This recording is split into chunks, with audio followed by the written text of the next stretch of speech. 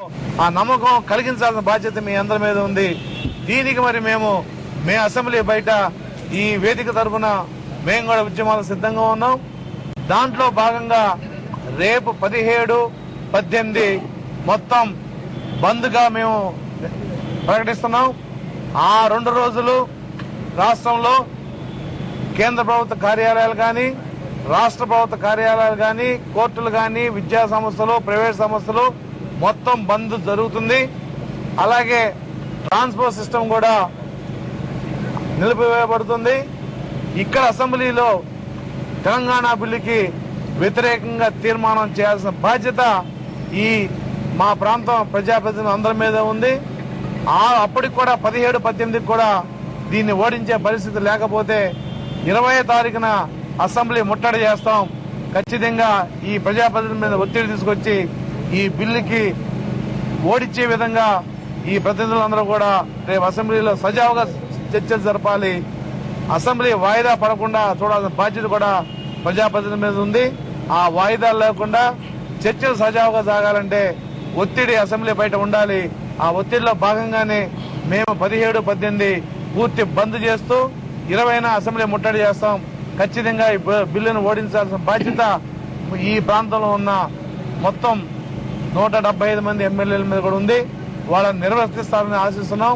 అలాగే 14వ తారీఖున అన్ని జిల్లా హెడ్ క్వార్టర్స్ లో కూడా మరి సంక్రాంతి పండుగ సందర్భంగా మంత్రులు, ప్రజాప్రతినిధులు, ఉద్యోగస్తులు చాలా మంది లక్షలాదిగా వాళ్ళ స్వగ్రామాలకు వెళ్తారు. కాబట్టి 14న ప్రతి జిల్లాలో కూడా అఖిలపక్ష సమావేశం ఏర్పరచడం, అక్కడ బిల్లును మేము ఓడిస్తామని చెప్పి బహిరంగంగా ఎమ్మెల్యేలందరూ కూడా ప్రజలకు హామీ ఇవ్వటం, అలాగే భోగి మంటల్లో ఈ తెలంగాణ బిల్లుని మరి దగ్ధం చేయటం, ఈ 2 కార్యక్రమాలు కూడా జిల్లాలో జరుగుతాయి. 17, 18 అంటే 17 ఉదయం 6 గంటల నుంచి 48 గంటల పాటు పూర్తి బంద్ జరుగుతుంది.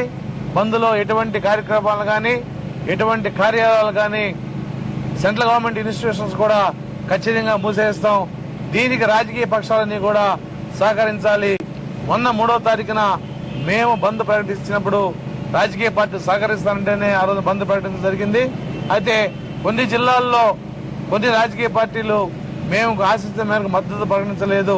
కానీ ఈసారి మట్టికి ఖచ్చితంగా మీరందరూ మద్దతు ప్రకటించాలి. మీ భాగస్వామ్యం కావాలి.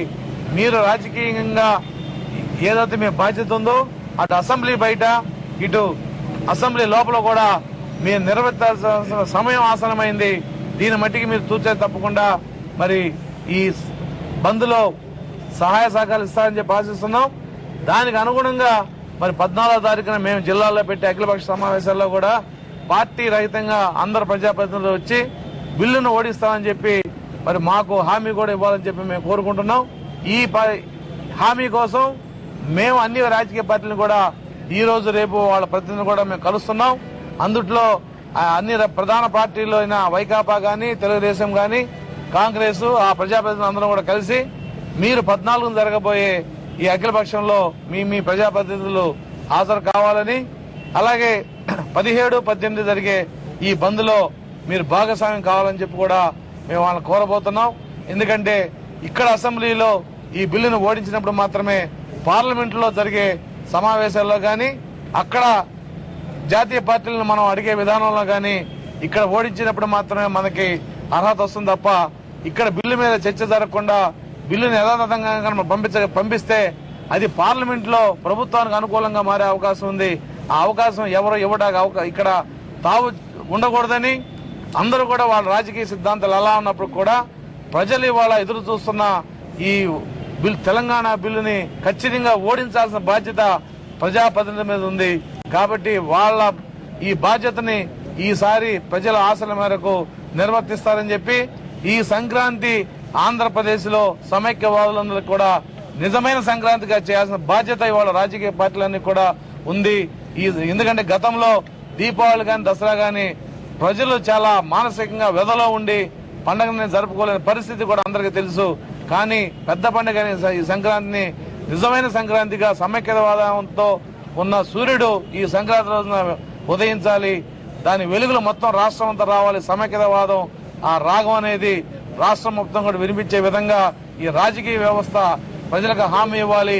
ఆ విధంగానే అసెంబ్లీలో కూడా బిల్లును ఓడించాలని చెప్పి మేము కోరుకుంటున్నాం.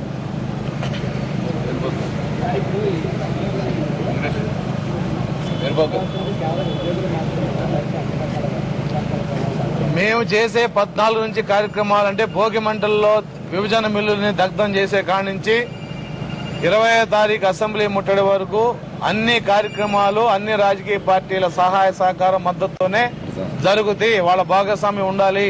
ఎందుకంటే వాళ్ళ బాధ్యత ఇవాళ మాది కాదు బాధ్యత. అసెంబ్లీలో అభిప్రాయం చెప్పాల్సిన బాధ్యత వాళ్ళది. మేము అసెంబ్లీ బయట పోరాటాలు చేయగలుగుతాం తప్ప లోపల బిల్లును ఓడించాల్సిన బాధ్యత వాళ్ళది. కాబట్టి లోపల బయట వాళ్ళు పూర్తి బాధ్యతని ఇవాళ నిర్వర్తించాల్సిన సమయం అవసరమైంది.